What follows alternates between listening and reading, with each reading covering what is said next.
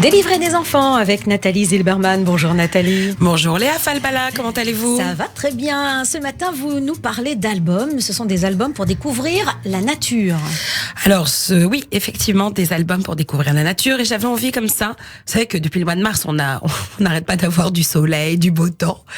Et là, malheureusement, aujourd'hui, il pleut. Eh oui. Alors donc, ça serait une petite balade pluvieuse, mais en tout cas à la découverte de mille et une choses, parce que j'avais envie de vous montrer vraiment à quel point la littérature jeunesse s'imprègne de cette nature pour offrir aux enfants des choses à la fois belles, différentes, remplies d'informations qui vont lui servir même quand l'enfant sera grand, et surtout qui lui donnent à réfléchir sur notre monde. Oui, surtout Nathalie, que ces dernières années, les enfants, on leur fait partager l'importance de l'environnement et puis les risques que nous avons avec le réchauffement climatique. Ce sont même des programmes à l'école. Alors, ce sont des programmes pas à l'école, mais finalement, on sait que la chef de file de ces marches, c'est quand même une jeune fille qui s'appelle Greta Thunberg et qui, elle, a fait énormément de choses pour défendre la nature.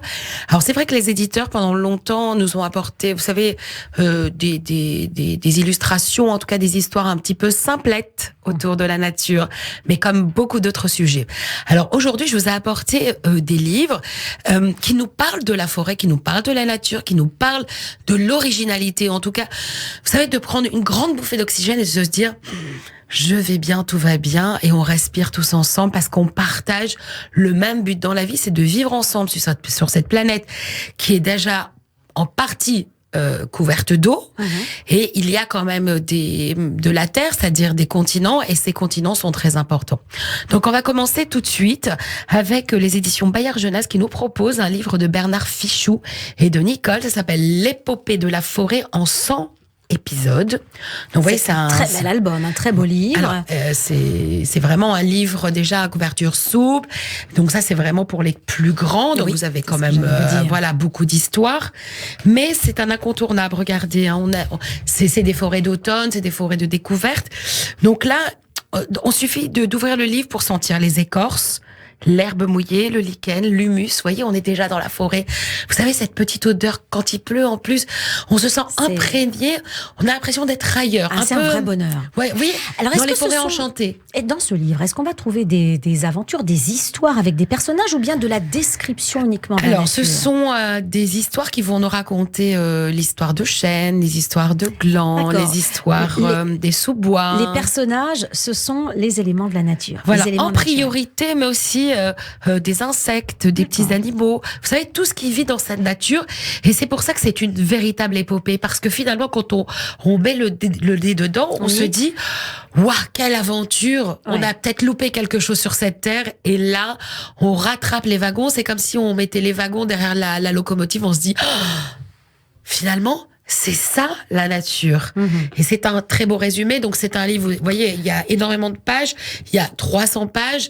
C'est à un prix assez raisonnable. C'est une sorte d'encyclopédie sur la nature, mais racontée, hein, qui est décrite, pas uniquement des définitions. On dit toujours que la littérature jeunesse, c'est tout ce qui n'est pas familier. Ça nous relie à quelque chose qui n'est pas familier. Là, on a l'habitude d'aller en forêt parce que on se promène, même pour aller à l'école, quelquefois, on passe par des petits bois, des choses comme ça, mais de s'y arrêter et de respirer. Et d'observer aussi. Voilà. Hein. On est à la fois observateur, on apprend des coups.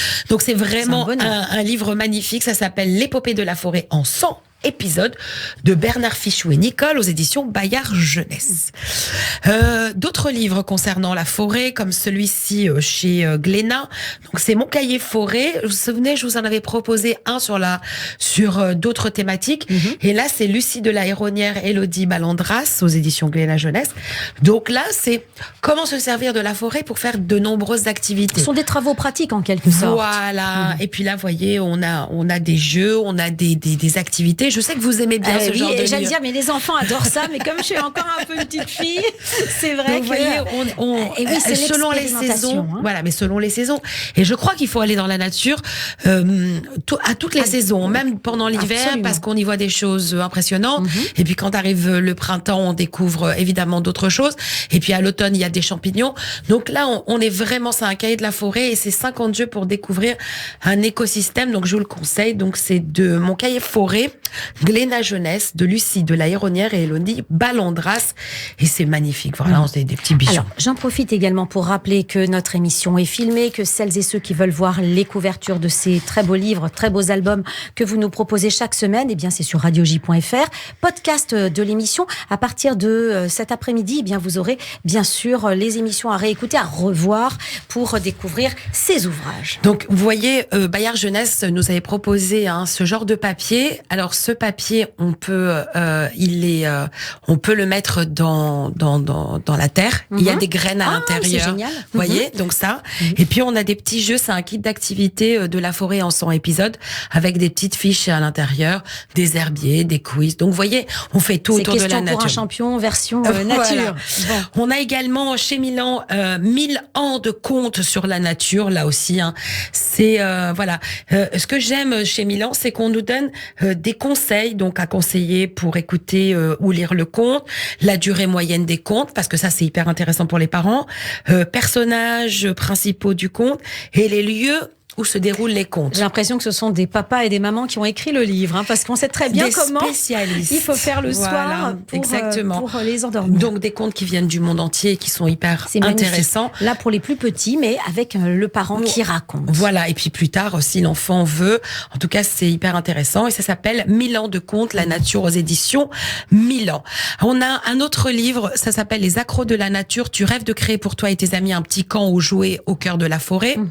Donc c'est Installe ton camp dans la forêt, 50 réalisations avec du bois, de la ficelle. Donc là, c'est de Benoît Delalande, Benjamin Strickler, Amandine Labarre, aux éditions Milan. Là, c'est si tu as été EI, par exemple, ou si tu es scout, ou si tu as envie de vivre une expérience unique dans la forêt, je vous invite à découvrir. On nous apprend à allumer un feu. Oui. Vous savez, à partir pour Koh-Lanta, à monter sa tente et tout. Oh là là, les cabanes dans la forêt. Exactement, à partir pour Koh-Lanta, c'est aux éditions Milan.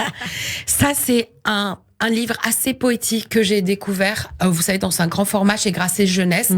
Quelquefois, on part à l'aventure parce qu'on en a un peu ras-le-bol, on a envie de changer d'air, et on ne sait pas parce que l'imprévu arrive, et là, d'un seul coup, tout peut exploser en bouche et devant nos yeux. Regardez les dessins. De livre. Voilà, c'est magnifique. Après les vagues. Ça s'intitule Après les vagues. Ça s'intitule Après les vagues.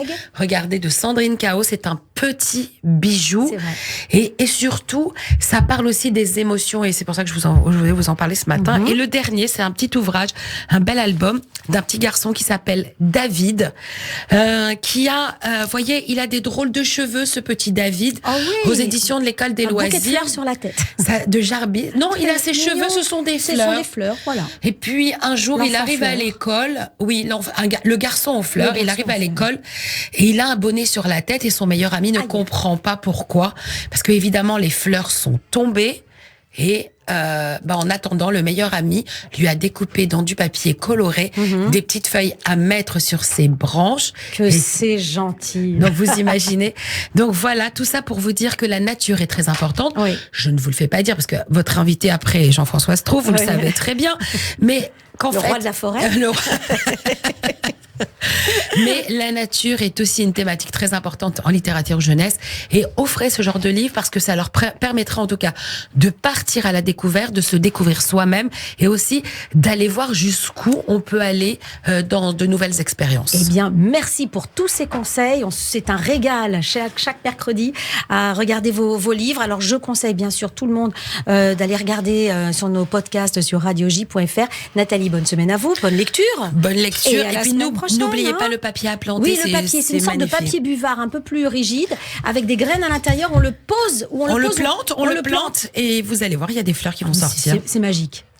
Merci Nathalie, à la semaine prochaine.